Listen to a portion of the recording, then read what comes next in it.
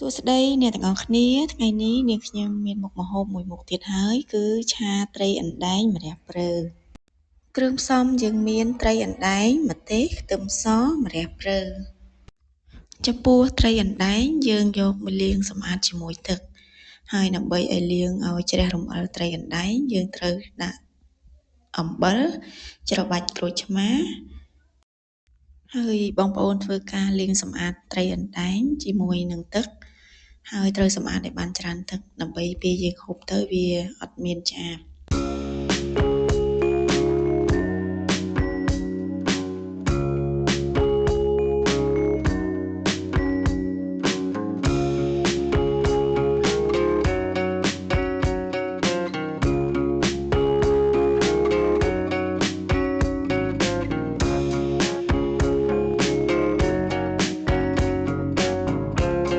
បន្ទាប់មកយកត្រីអណ្ដែងមកកាប់វាជាកង់ដុំៗដើម្បីយើងងាយស្រួលក្នុងការយកទៅបំពង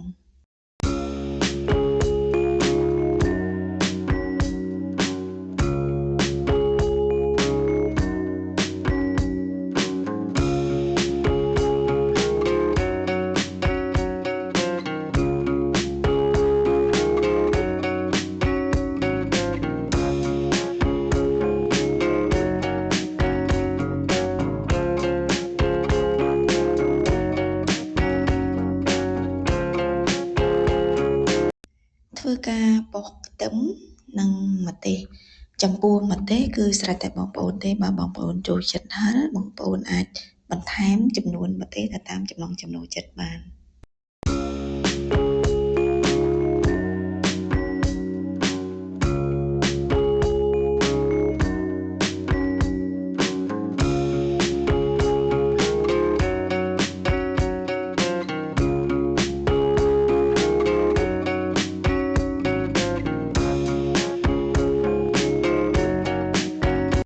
ចំពោះម្រះព្រៅយើងត្រូវបេះយកស្លឹកចេញនិងលាងសម្អាតឲ្យបានស្អាត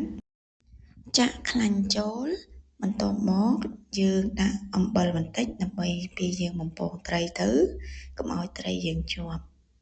អញ្ចឹងយើងចាប់ផ្ដើមដាក់ត្រីចូលទៅក្នុងខ្ទះដើម្បីបំពង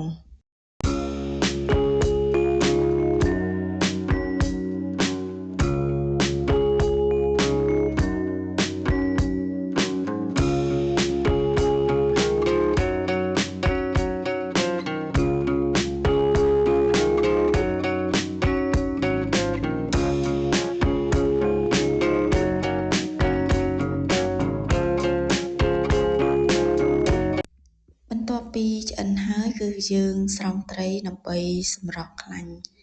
ដើម្បីកុំឲ្យខ្លាញ់នៅជាប់មួយត្រីនឹងច្រើនពេកដាក់ខ្លាញ់ចូលបន្ទាប់មកគឺយើងដាក់ខ្ទឹមម្ទេសដើម្បីលីងឲ្យឈ្ងុយបងប្អូនឆាខ្ទឹមត្រឡប់ទៅត្រឡប់មកទៅកុំឲ្យវាខ្លោចបន្ទាប់មកគឺយើងដាក់ទឹកត្រី1ស្លាបព្រាប្រេងខ្យង1ស្លាបព្រាប៊ីចេងកន្លះស្លាបព្រានិងម្សៅស៊ុបកន្លះស្លាបព្រាផងដែរស្ករសកន្លះស្លាបព្រាហើយនៅក្នុងចំណុចហ្នឹងបងប្អូនត្រូវថែមទឹកធម្មតាបន្តិចកុំឲ្យឆាយើងវាស្ងួតហើយចំណុចហ្នឹងក៏យើងត្រូវមានទឹកអំពិលទុំផងដែរបងប្អូនតែនាងខ្ញុំមិនបានថតឲ្យមើលទេពេលឆាគ្រឿងសព្វរបស់យើងហើយគឺយើងដាក់ត្រីដែលយើងបានបំពងនោះចូលនិងឆាត្រឡប់ជាមួយនឹង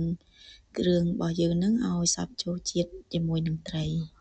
គឺយើងត្រឡប់ត្រីត្រឡប់មកតែកុំឆាខ្លាំងពេកបងប្អូនប្រយ័ត្នបែកសាច់ត្រី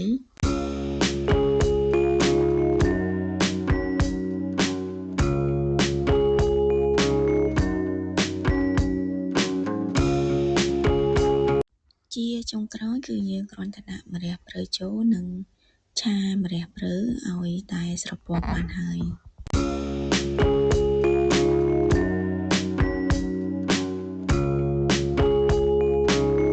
មុខម្ហូបឆាត្រីអណ្ដែងម្រះព្រៅរបស់យើងបានមកដល់ទីបញ្ចប់ហើយណាបងប្អូន